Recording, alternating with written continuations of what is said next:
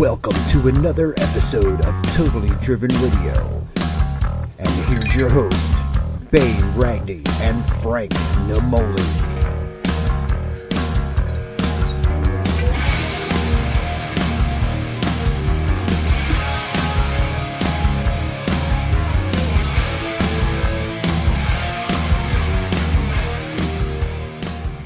Hey everybody, welcome to our Totally Driven Radio special with Eric Roberts. We had the chance the other night to sit down with Eric for an interview, and we had such a great time and such a fun discussion that I decided that we should just make an Eric Roberts special.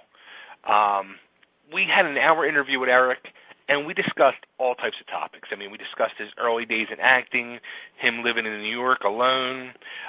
He told us a funny story about how he got fired from his one and only time ever getting fired from an acting job, what it's like to be a parent, to how he has his daughter who's now also acting, doing movies, and his stepson who's in the music business and a musical performer. He also told us what it was like to work with, big names in Hollywood like Stallone and Mickey Rourke, and working with Heath Ledger on The Dark Knight. He also talked very openly about his own drug addictions in the past and problems from those addictions. And he shared with us his feelings on the legalization of marijuana, especially with that happening in Colorado this past week. We talked about IMDb and how he has over 320 acting credits. We talked about Jesse Ventura wanting to run for president with Howard Stern as vice president, since Eric's very into politics. We discussed all this and tons more. Again, this is a really fun interview. I was really happy with this. Eric Roberts, I mean, the guy is basically, he's a legend. He's a huge name in the business, and I was honored to be able to sit and talk with him for an hour, myself and Nick. So, sit back and relax, enjoy this interview. And I also, to spruce it up a little bit, I decided I would get some of his movie clips and interact them in where we discuss certain things. So if you hear some movie clips in some parts of the interview, that's the reason why. I tried to be a little special. That's why it's called the Eric Roberts Totally Driven Radio Special. So here it is, everybody. Sit back, relax, and enjoy Eric Roberts.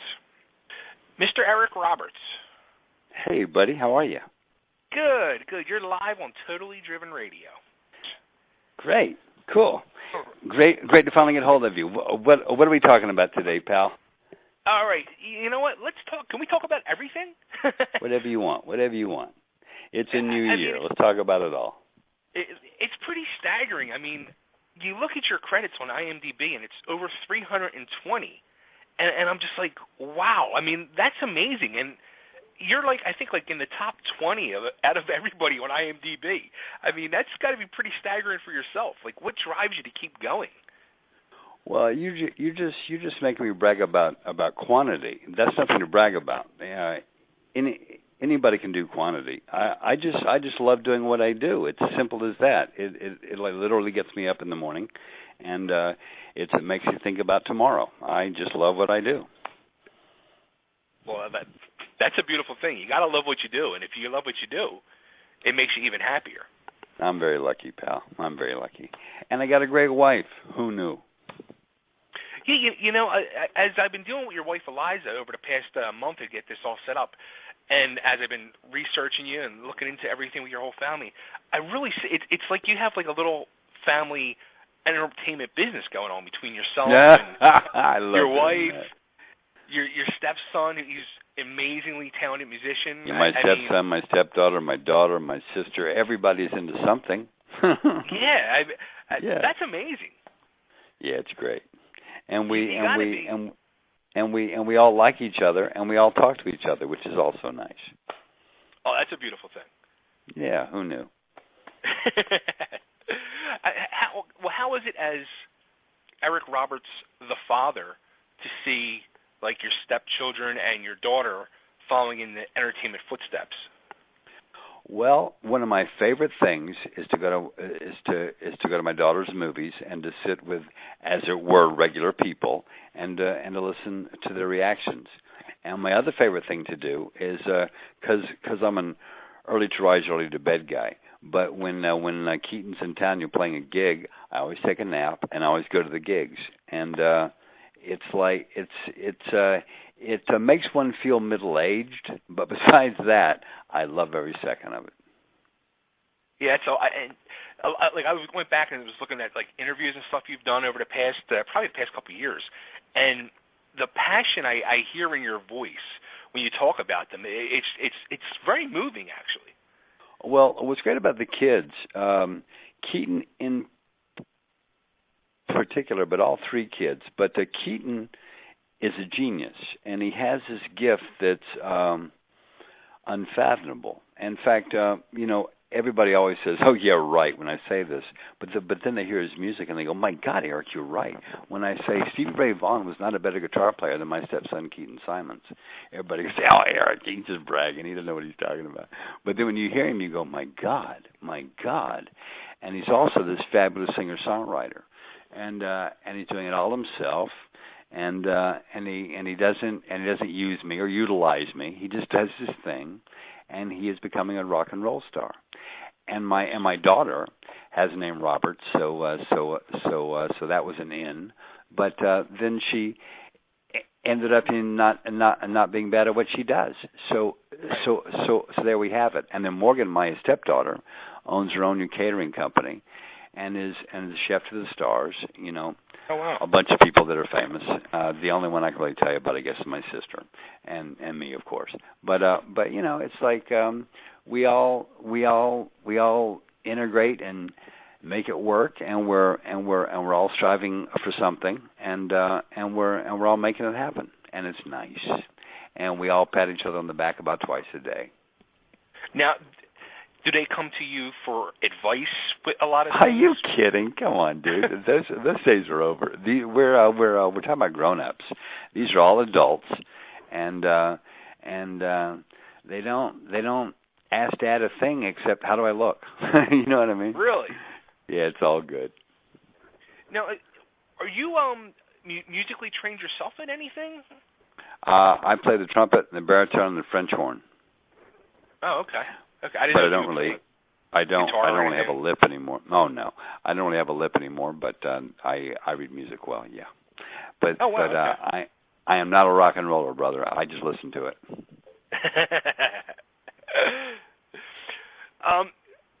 Going back to your career, I mean, looking over it, is there anything like that really stands out that you're like, yeah, I nailed it, and that is my true defining moment? The hardest job I ever had, and I feel I nailed it, but it's the hardest to nail, and it also haunted me for many years because of the character I played. Everybody thought I was that guy, so it worked against me. But that was Star 80, and the only way that I got that performance was by kind of becoming that guy, and it was not pleasant for me. It was very hard for me, but I never broke character because I felt if I did, I'd be sending in an imitation as a performance. So I had to really become that guy. I had to think like that guy. I had to dress like that guy. I had to walk like that guy. I had to want like that guy, and it was really hard and really not fun. But as a matter of fact, I just got through reading the Fosse book. It's a brand new book. It says Fosse. It's called Fosse, and I learned for the first time that Bob Fosse didn't like me very much, which I didn't know. But who we got to actually know was the Paul Snider I was playing, not Eric. So that's my only redemption for him not liking me. I have, but a lot of people didn't like me then because I had to become that in order to play it to not make it cliche. And right. Because I was so young, I was only I think I turned 26 on that shoot. Because I was so young, I just assumed everybody knew what I was doing, but they didn't. And but that is my biggest leap as a person to capture somebody else I've ever taken, and I felt I made it work, and I thought there were no casualties except my mental health, but apparently there were by reading the Fosse book. So I feel so bad about it, but I'm very proud of that performance. Does that answer your question? God, that's a long answer.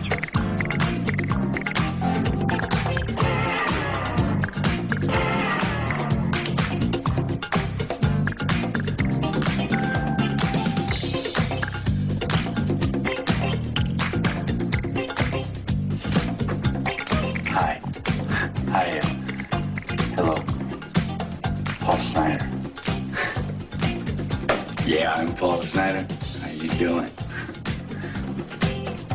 Snyder. Paul. Hello. Yeah, Paul Snyder. Fuck you. Fuck you all, bastards. You seemed a little pissed off. Attention sports fans, collectors, hobbyists, and autograph seekers. Are you looking for the best in sports cards and collectibles? The only name you need to know is Carl's. That's right, Carl's Cards and Collectibles in Havertown, PA not only has the best collection of sports memorabilia, cards, game, used merchandise, and autograph signage with top professional athletes, he also does custom framing too. Go to carlscards.com or like us on Facebook or follow us on Twitter at Carl's Cards. That's Carl's Cards and Collectibles, 22 West Eagle Road in Havertown, PA. Remember, Carl's, the only and best name in sports cards and collectibles.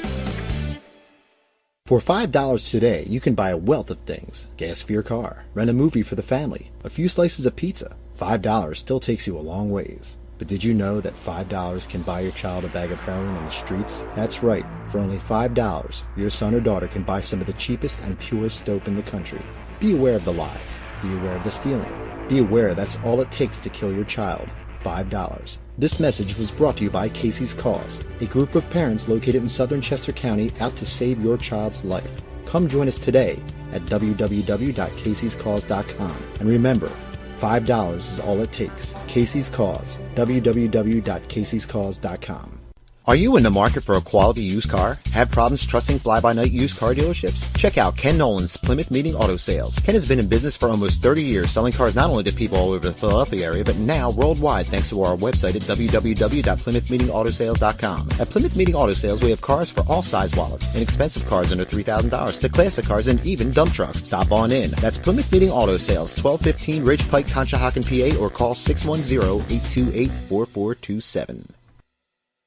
Trash City Beads, the great bead store with the weird name. Selling beads and findings for over 25 years. Visit us online at trashcity.com. Like us on Facebook at Trash City Beads. Unique beads, charms, crystals, and findings from all over the world at wholesale prices. No store, no showroom. We are online only. Visit us at trashcity.com. Trash City Beads is your online source for the best beads on the planet. Remember the name, Trash City Beads.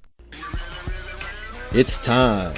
Time to get really, really real with the man, the brand, the artist, Philadelphia's own Realism. The first hip-hop artist to release an album exclusively on innovative USB wristbands. The future of music just got real. Visit forrealism.com, that's the number 4, and also look for Realism on Facebook and Twitter. And get really, really real. And then tell them how you feel. Have you ever wanted to read a Hollywood biography that really goes deeper than just the headlines? A best-selling author has done exactly that. Guest of Totally Driven Radio, author Sarav Dutt has written the best-selling biographies on Oscar-nominated actor Mickey Rourke, teen heartthrob and star of The Lost Boys Corey Haim, and has been commissioned to write the biography on Batman Forever star Val Kilmer. Check out these books, as well as his novel, The Pugilist's Son, whose proceeds are going to the Muhammad Ali Center. You can find these fine books on Amazon.com, Barnes & Noble, Waterstones, and of course on iTunes.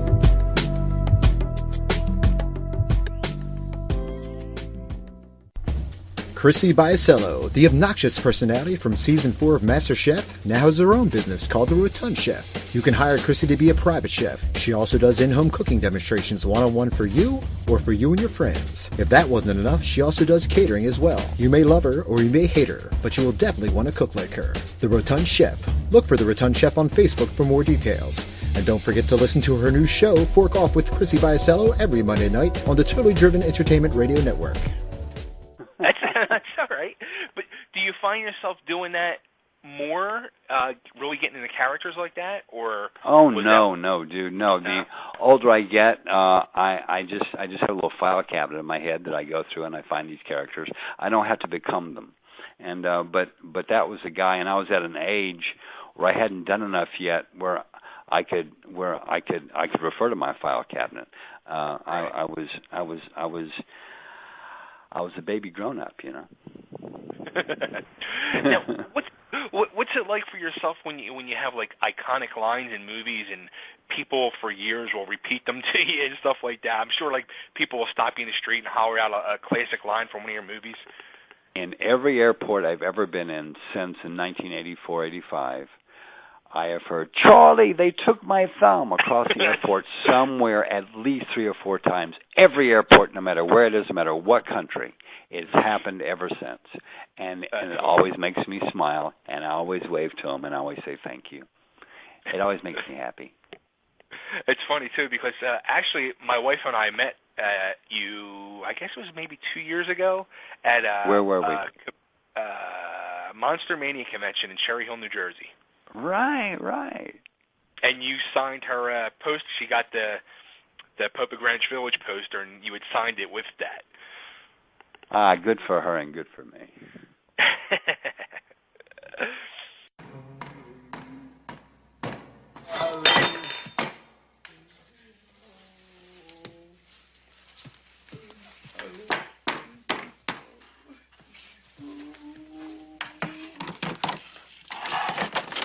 Holy, what happened? Charlie, they took my thumb. Who did? Man. Who did? It hurts so much. Holy, what happened? The bed bug took my thumb, man. No, Jesus Christ, I'm gonna fucking kill him. No, Chaluch, that guy's a fucking psycho, man. He'll chop you up. Holy, Oh, man, it hurts so much. Holy, they give you anything for this? Yeah. What'd they give you? Yeah, they gave me this stuff. They gave me this stuff at the hospital. But I took all of it. I've been taking it all day. You took and I all ain't of done this? a fucking thing for You me. took all of this? I took it all, man. Holy, Charlie, Holy, what can I do for you? I didn't do nothing, Holy, what man. can I do for you? It was my life, man. I didn't want to give the poor bastard up, but it was my life, Charlie. Your Barney ain't family. I don't know him that much. Hey, Barney, what about me, Paulie? Paulie, I'm family. Did they press you for me? Yeah, they pressed me. They pressed me hard. They took my thumb, Charlie!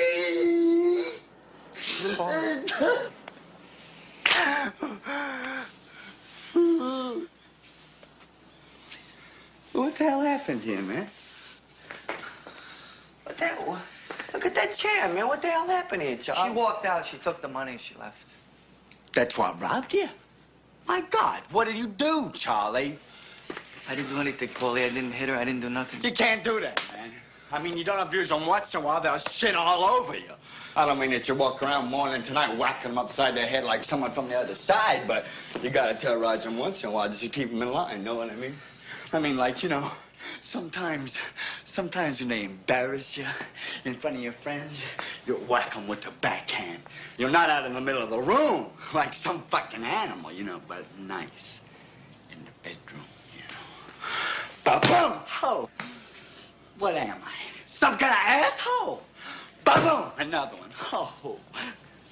What is it? Some kind of fucking joke? You get your coat on fast and you don't say goodnight to nobody. You understand me? Huh? Huh?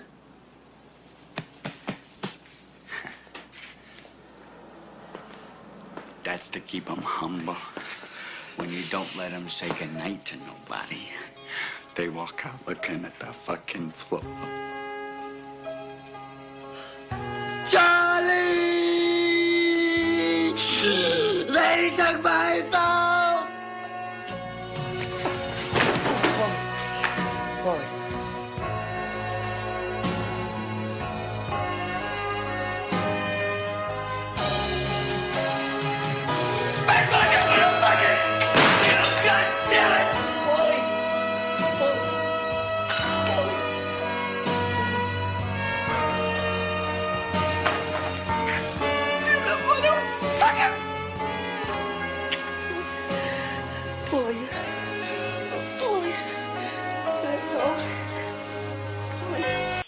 So, I mean, you've done TV, you've done movies, you've done voice acting, you've done all of it. Which do you prefer the most?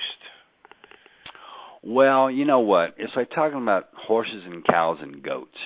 They're all livestock, and they're all different, but they all live in a barn. It's the same thing with that. It's all the same technique I apply, and it's all the same joy it gives me. And sometimes you get paid better, or you have more time. That's the only real difference. And it's all the same difference to me. And I'm like a child. I love it all, and I am like a child, and that's why I do what I do. And because who am I this time? It's just great fun for me, and I love my life. Now, I was reading somewhere. I guess when you first started getting into acting when you were younger, you went off to New York by yourself? You're talking about a long time after I started acting. Yeah. I did my first play at 5. Okay. I got in the Royal Academy of Dramatic Art in London when I was 15, and wow. I got to New York when I was 18 and a half, right after London, and I just got lucky because I went to not a very good acting school called the American Academy of Dramatic Art, which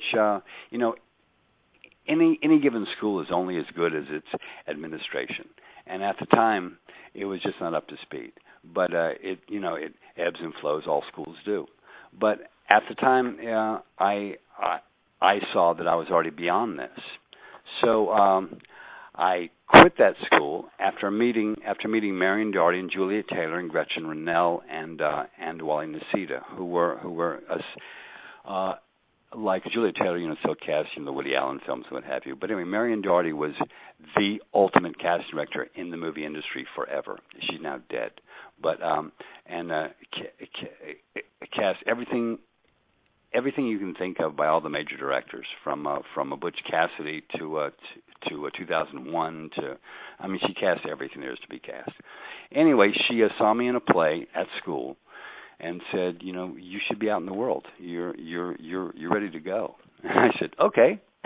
How do I start? And she said, well, there's a man I want you to meet. He's a manager. He used to work for me as a casting director. He's now a manager, and I think you ought to start there. And I was with him for about a year before I got a soap opera that they fired me from. The only job I ever lost. Oh, really? Yeah, the producer called me and he goes, Eric, are you a writer? I said, no, sir, I'm not. That's right, you're not. But you keep rewriting your dialogue. I said, I don't rewrite other actors' cues. I was only 19. I thought that was very, very, very good of me. And he said, Eric, I pay writers. I pay you to be an actor. Don't rewrite your stuff. And I said, being 19 and naive, I said to the boss, but it's bad. And he said, oh, it's what you have to work with, young man. I said, okay, I get the message. Anyway, about a month later, I changed the line, and he fired me. And he said, I told you, you can't do it. You're out of here. So he fired me, and I was out of work for about a month. And then the manager that Marion and Juliet hooked me up with introduced me to Frank Pearson and to Dino De Laurentiis, and I auditioned 5 times. I got my first screen test for a movie called King of the Gypsies, and that was my first film, and it made me famous, and I've been lucky ever since. And that's the long and the short of my beginning. That's funny though. I mean, to sit there and tell was it the director you said the material. No, it was the producer of the show. The producer. He said, I don't pay you to be a writer, and I very naively said, but it's bad. And he said, it's what you have to work with, young man. Wow. And yeah, well, I was just silly naive. I mean, I was a country bumpkin basically. I'd been acting all my life, but all I knew was acting. I had no social grace. I didn't know about social intercourse from a hole in the ground, pal. And so I was not an example to be set. But how about yourself personally going to, New York City? Did you go by yourself? Oh, sure I did. Yeah, it was frightening. It was frightening, yeah. and I was very unhappy for the first year I was in New York. I lived in Flatbush, Brooklyn, which at the end of the line on the D train, and over by Brooklyn College, it's only saving grace. So you had some real people around you, but it was rough, and I was lonely, and I was poor. And I was delivery boy for lunches and for coffee at a little restaurant, and my rent was $160 a month, and it was a 4-floor walk up in Brooklyn, and that's how I started. And I was always scared and always insecure and always lost because I have no sense of direction about anything. And but I just got lucky, and that's the honest truth. Because there's so many good actors who aren't stars, who aren't famous, who don't get asked to do interviews, that are very good actors, but we don't know it because they didn't get lucky or they weren't in the right circumstance. And there are many of those. I mean.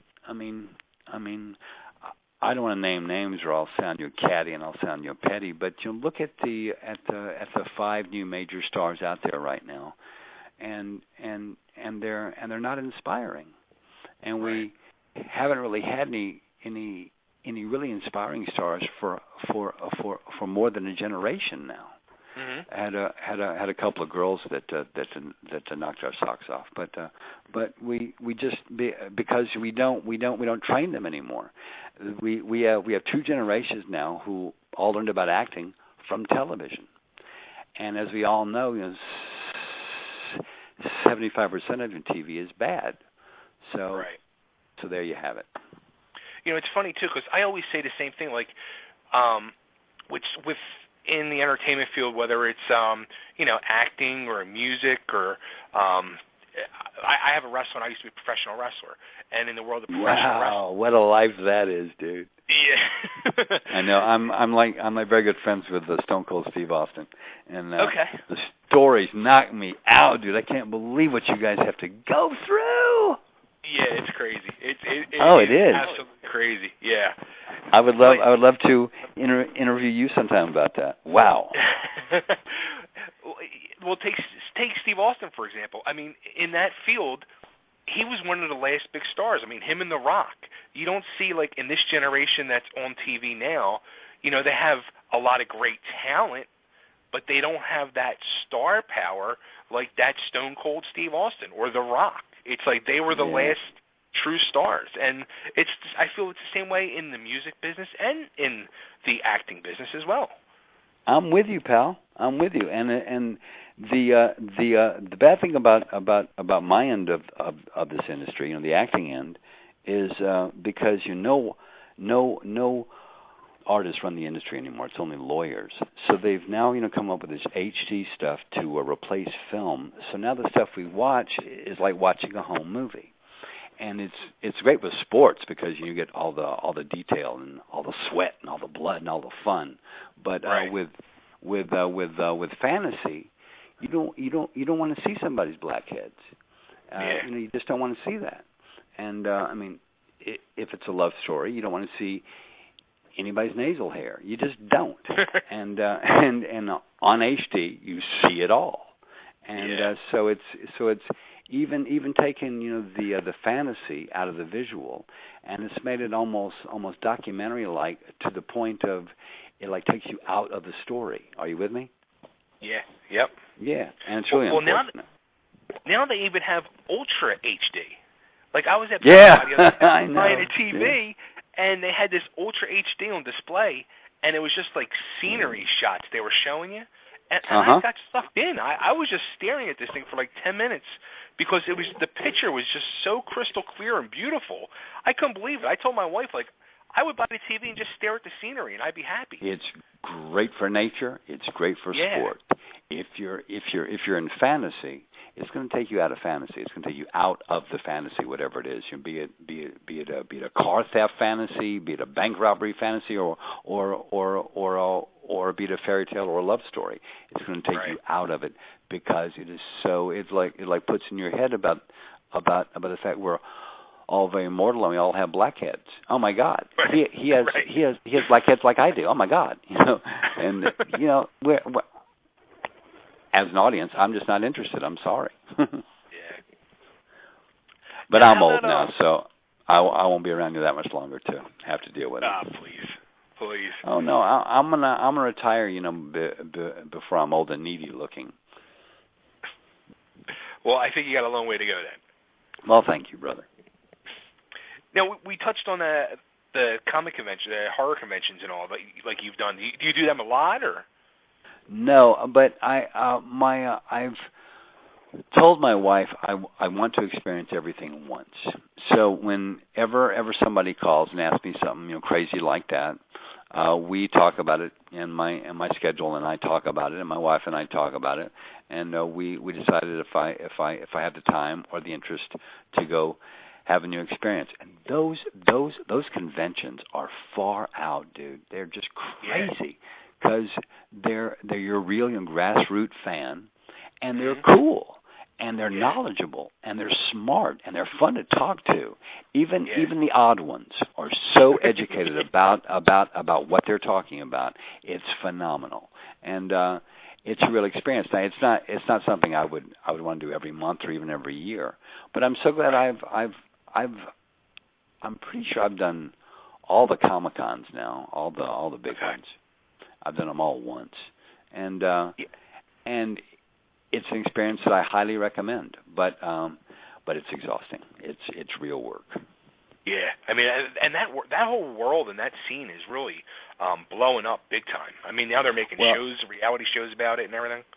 Well, there's a lot of money to be made off it, and wherever there's money, and there are people. That's how we do it.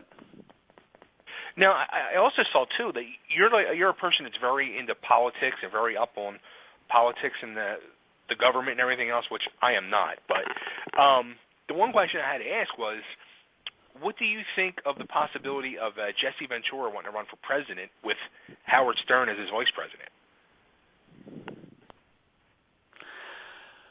I love Howard Stern. I think he's a fabulous radio host.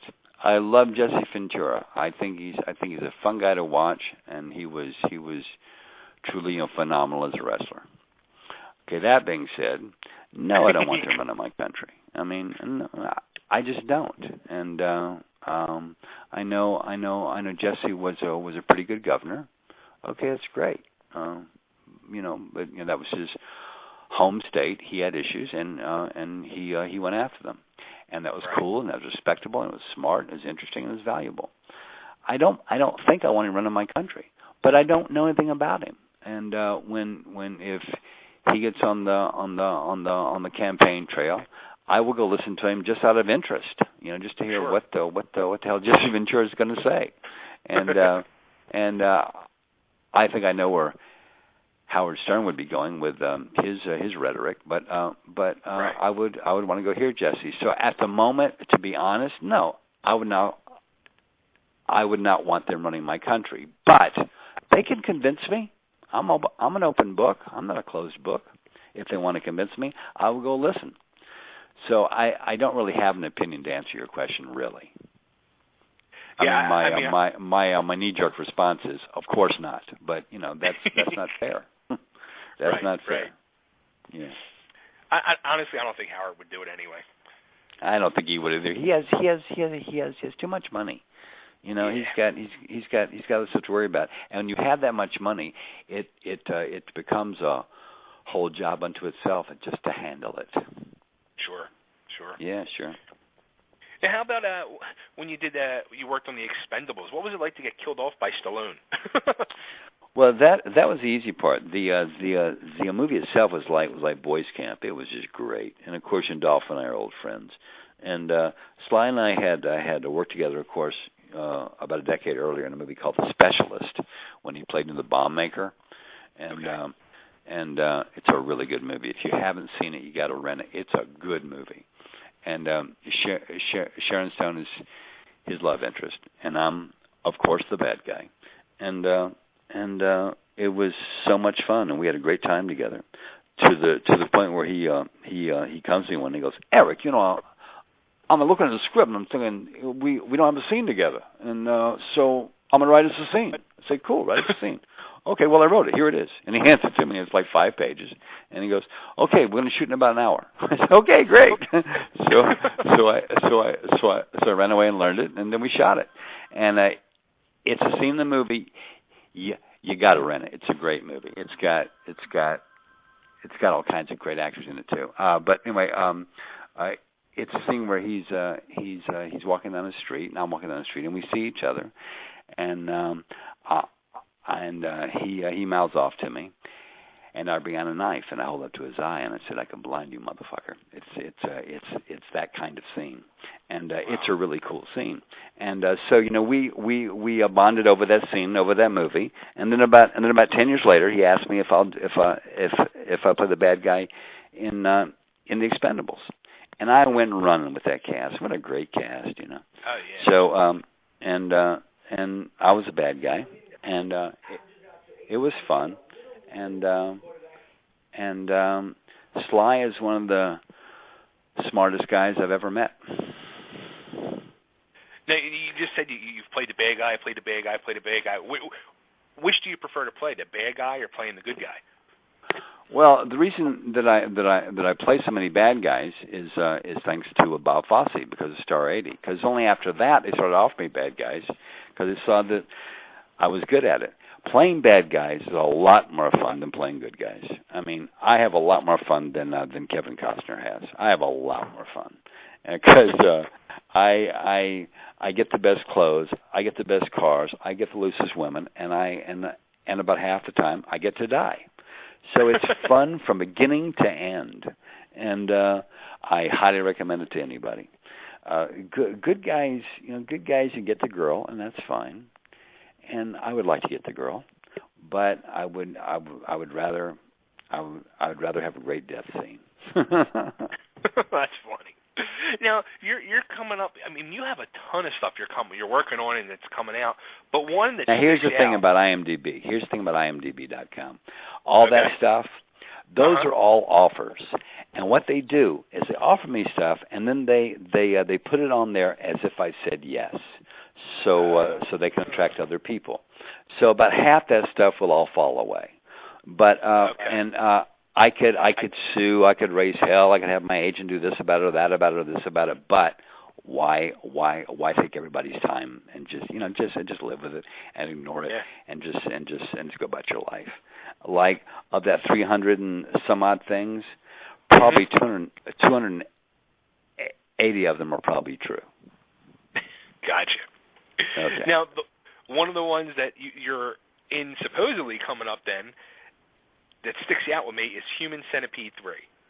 Now, that was already shot, and yes, I'm in that, and I asked to be in that. In fact, when I saw Human Centipede 1, I was like, wow, what an effed up fun movie to watch. Oh my God.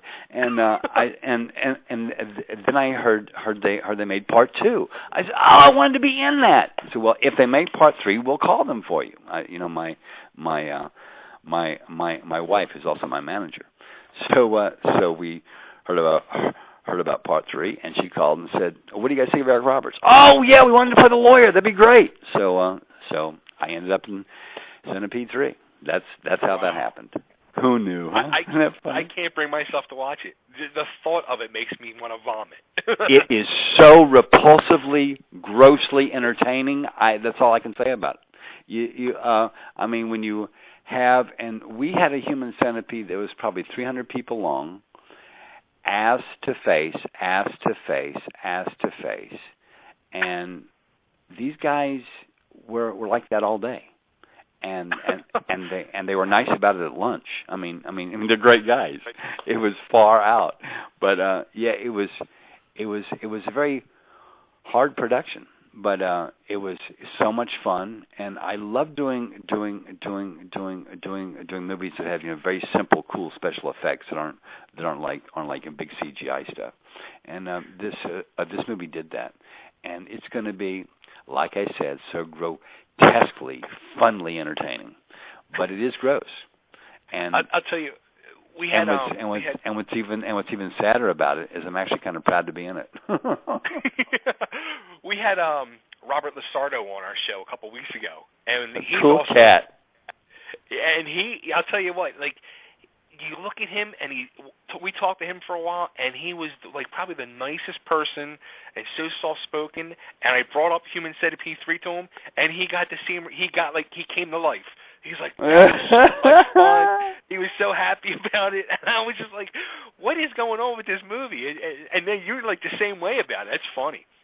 Well, I wanted to be in it. I wanted to be in all of them, but I only ended up in this one.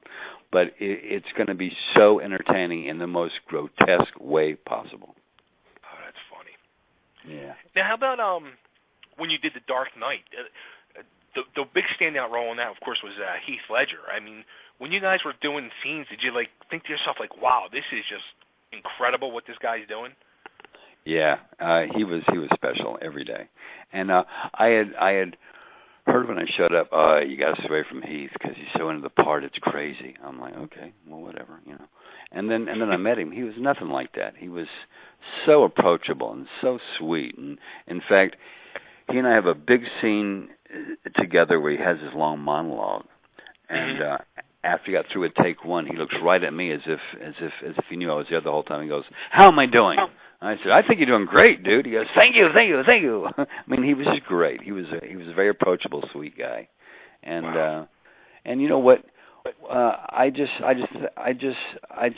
think this ought to be talked about more, so it takes the mystery and the oddness out of it. He died the same way Anna Nicole Smith and her son died, and what that was this. It's quite simple, and has nothing to do with drug abuse or hard narcotics or anything. It has to do with a mistake. And what it is they take psychotropics like Prozac or whatever. Are you with me? And then on top of that, they take a sleeping pill. It slows the heart down too much and they die. It's as simple as that. That's how he died. He made a mistake. His damn doctor didn't say, why you're taking whatever psychotropics he was taking. While you're taking those drugs, for your sensibilities and your emotions, you cannot take sleeping pills. But nobody says that to these people, and they kill themselves. But they don't mean to. So that's the tragedy. It's a shame. Yeah, really, truly. And he was a special guy. Now, you've had, your own problems with drug abuse as well. Yeah. With addiction problems. Yeah, well, when I first got into movies, you would arrive on a set, and they would send you to the prop truck where they had the cocaine. And everybody from the executive producer to craft service was high on that drug. 3 of my first 6 movies was all cocaine, and I can't do coke while I work because I can't talk when I do coke. I have a soft stutter anyway, and when I do cocaine, I have a terribly hard stutter, so I can't act when I'm on drugs. But I would go to work with people on drugs every day, and that's just how it was. And so it was like part of your success at first. That's how it was presented really. And I was a child. I was a kid. I was a 20. I'm talking 20 to 24 years old. And so I was also very immature, and I was very unworldly. And I had a mentor who was saying, "Have another line," and I thought it was cool, so I did. Up until I had an issue with it. and then, but the way that I got off that is I went back to a marijuana, and smoked that up till about 4 years ago, then stopped for 3 years, and have since revisited it half a dozen times over the past couple of years. But I'm not a pothead, and I don't take anything but aspirin, and smoke a joint on occasion, but it is occasional now, and so that's my drug life, and I'm glad to be through with it. I have to be honest with you. Yeah, I'm sure. Yeah. Now, what do you think about Colorado just making it legal now, completely legal? Well, they're gonna forward the way, and the country's going to get out of debt, all based on marijuana. So it's going to end up being a happy story. And there was never a war fought on marijuana. There was a war fought on liquor. There's a war fought on other stuff, but never marijuana. So I think if it goes mainstream, it'll be a nice change. I think the worst part of that change is it causes a bit of stupidity, but it's a kind of stupidity as opposed to a mean stupidity like liquor is. Yeah. So there you have it. There you have it. Yeah, it's funny because a friend of mine said to me at some point, probably over the last few years, when we were talking about the country possibly legalizing marijuana, and he said, if you think about it, you never saw people smoke a joint and want to fight and have an issue. Exactly. They don't. Right. It's just how it works. Yeah. But they can drive. They can read a map. They can answer the phone. They can walk steps in the dark. All the stuff that you can't do if you're drinking. Right. Yeah. So there you have it. Scary. Yeah, now, also too, I saw you were you got reunited with Mickey Rourke in was it Skin Traffic? Mickey and I have done all kinds of stuff together. Did you ever see what's that great movie that he made about the speed dealer? What was that called? Was it Spun? Spun. There you go. And when I was Yeah. offered that part, they're going to reunite me and Mickey. Cool. Okay, great. And but he and I have stayed in touch all the time over the years. I mean, we're friends. We don't need any reunification. But Spun is the one to talk about, because Spun, when they offered me that, they said, okay, we like your body, so we want you to show your torso, and you're going to have all these hot chicks, and you're Mickey's dealer. I said, okay, I can play that, and that's fine. And I will, if that's what you want me to play. But I have a better idea. And they said, what? And they said, I think I should be a screaming queen. I should have a boy. I should not, show my cut up torso. I should be kind of effeminate, and I should be just in love with Mickey. And I also selling speed. Oh my God! And they said, great, do it. And I did. So that's also a great rental, by the way, because God, Mickey is perfect in that movie. Yeah, he's somebody. Thanks to the wrestler, revitalized his career. He's a truly great actor. He doesn't get half the credit he deserves.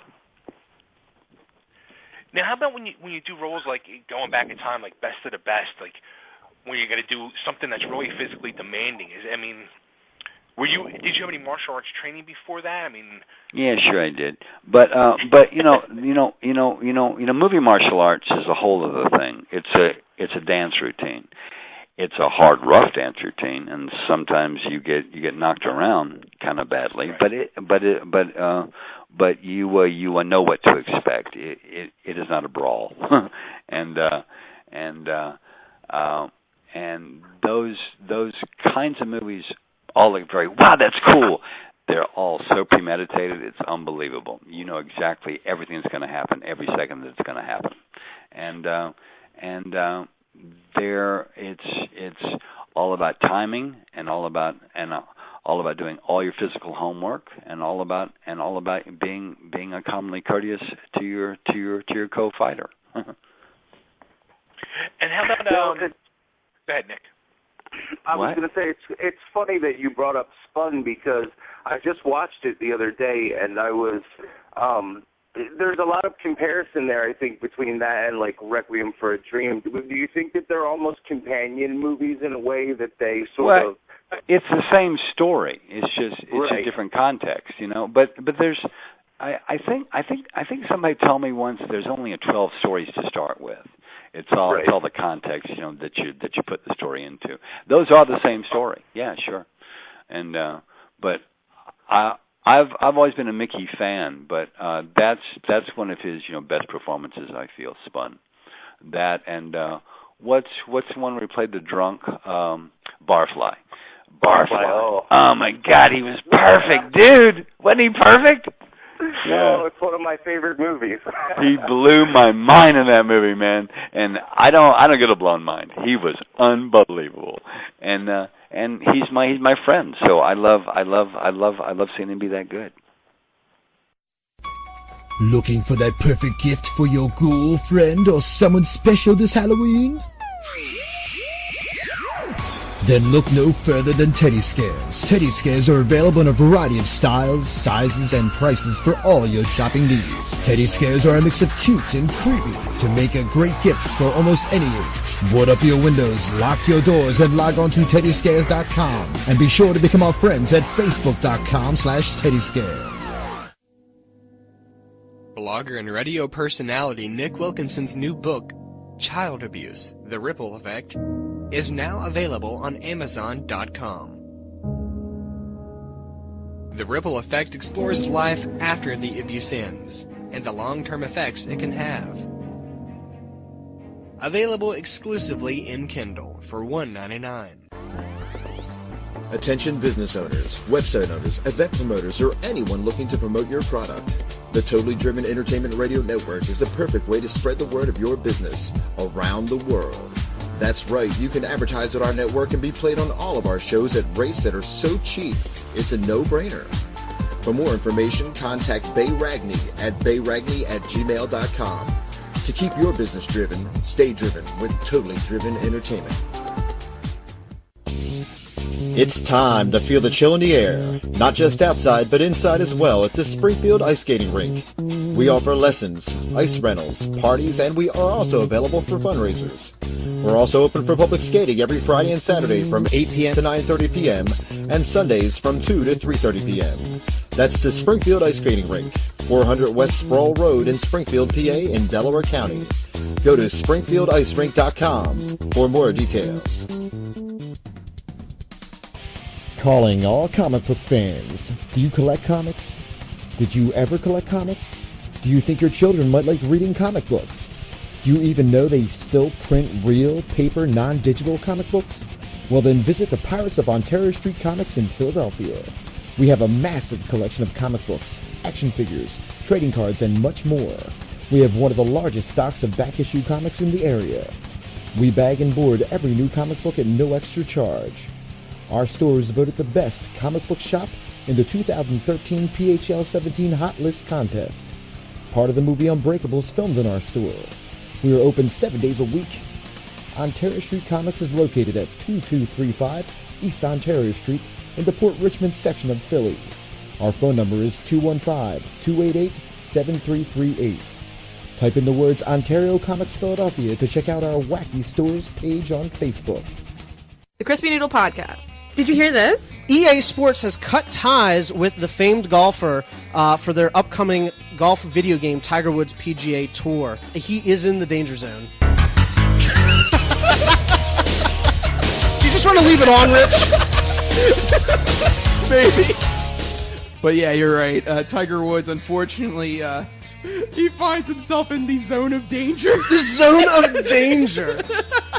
You're just having far too much fun.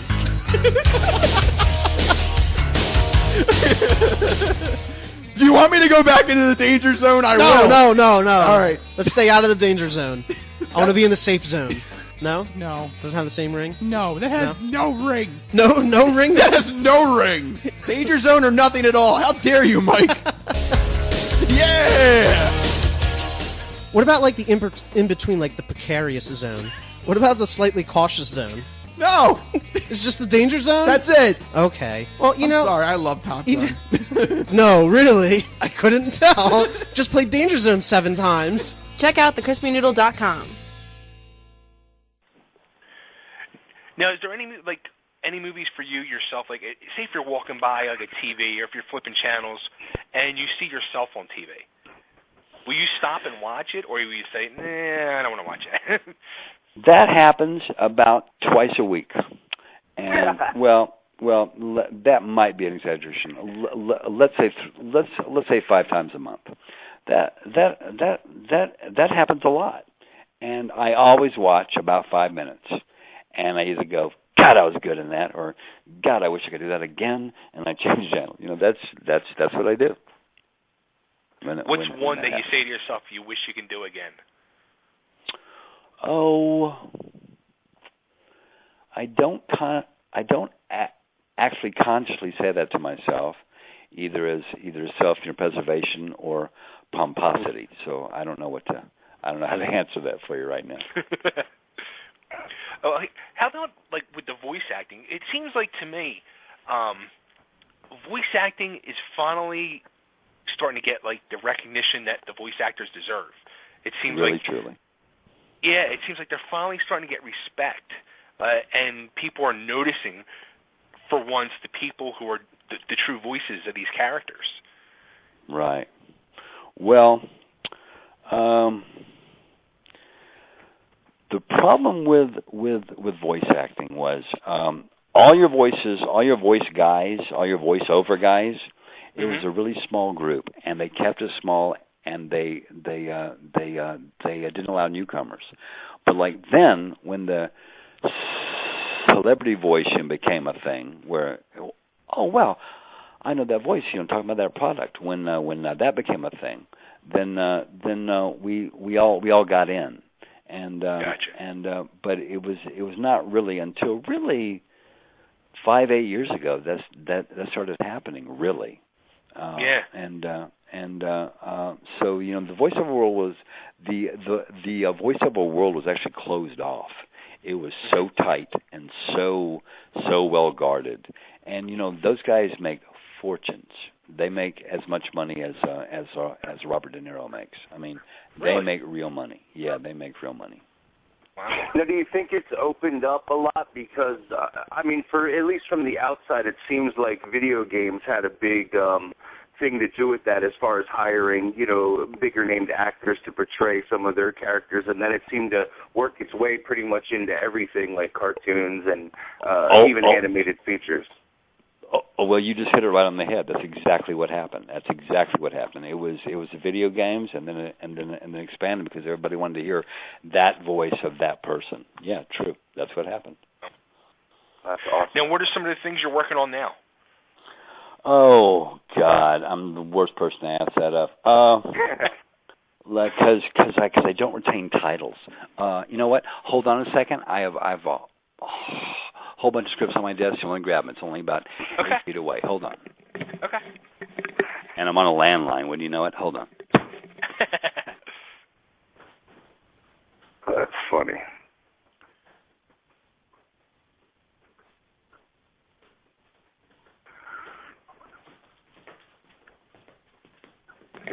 And also, I should explain why my IMDb page is so filled up over the past 5-8 years is my wife's fault. What she does is, yeah, she's a cool chick. Listen to what she does. She finds these little movies that have a budget of like $60,000. And they're being done in Winifred City, Iowa. Where? Right. That kind of thing.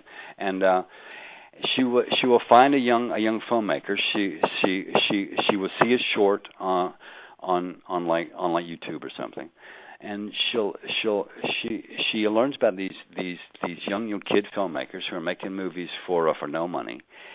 And she'll say, "How about Eric Roberts?" And I'll say, "Oh, we'd love to have him in the movie, but we can't pay him." She said, "That's okay. It's okay. He's on his way."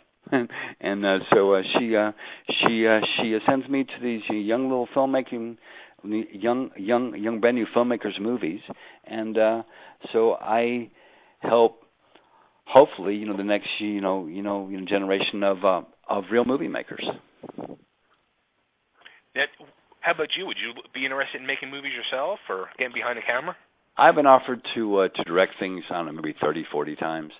I don't want the headache. I love my headache. I love being an actor. I love gaining weight, losing weight, whatever I do with the part, changing my hair, whatever it is, having fun with my accents, blah, blah, blah. But as far as being everybody's mother, which is what a director is, no. Right. I'm way too immature for that. Well, it sounds like you were really excited for Human Centipede 3. What's next that you're really excited for? Is there anything that you just kind of can't wait to sink into? Well, there is one movie now let me think if I can say who it is.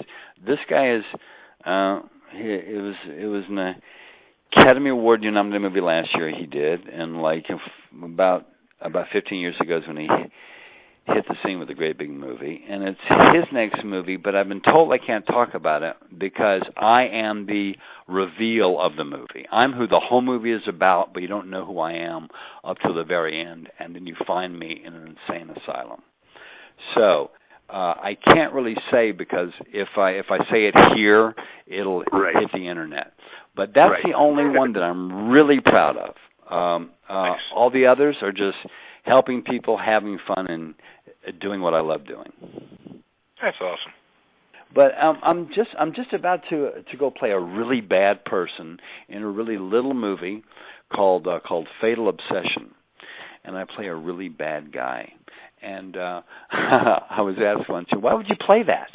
And for the same reason that you play good guys, so people understand how to be that or how to avoid being that. There's always a reason. Yeah. There's always a reason. Yeah. Well, I guess we should actually start wrapping this up. Whatever you want, I'm here for you guys. Whatever you need. Actually, you know what? Real quick before we let you go, can you cut a quick ID for me? Just say this is Eric Roberts, and you're listening to Totally Driven Radio. This is Eric Roberts, and you are listening to Totally Driven Radio. That was awesome. Thank you, Eric. This has been awesome. Thank you so much. And I would love to do it again whenever you want to promote something or come on and just say hello. We would love to have you again. That's so nice of you. Thank you very much, brother. Thank you. It's Thanks been a to pleasure. Eliza, too. And yeah, it's been a lot of fun. Definitely a lot of fun. I would love to do it again. Have a good night. You too, Eric. Take care. Peace out. All right, everybody. There you go. The one, the only, Eric Roberts. How about that, Nick? It's pretty awesome. That's I have a theory on what the movie is, and I'll tell you in private. But yeah, tell me in private. That's funny. Wow, I'm blown away. Yeah, Eric Roberts. absolutely. How about that? All right, well, there you go. Wrap up another special. Totally Driven Radio presents an exclusive special with Eric Roberts. Hey, everybody, did you enjoy that special? I'm pretty sure you did. I just want to thank real quick, I want to thank Eric Roberts, thank his wife Eliza for helping us get this set up. We've been dealing with Eliza for about 2 months working on getting this set up. Great people. It was fun dealing with both of them, talking with them. Had a blast. I hope they did as well. Also, too, for all you Eric Roberts fans, especially of his son Keaton, we're going to be having Keaton Simon on in 2 weeks. So tune in to Totally Driven Radio in a couple weeks for that. Stay tuned to not only our website but our Facebook page and our Twitters and all that. So there you go. Thanks again, Eric and Eliza Roberts. And hey, remember, stay driven.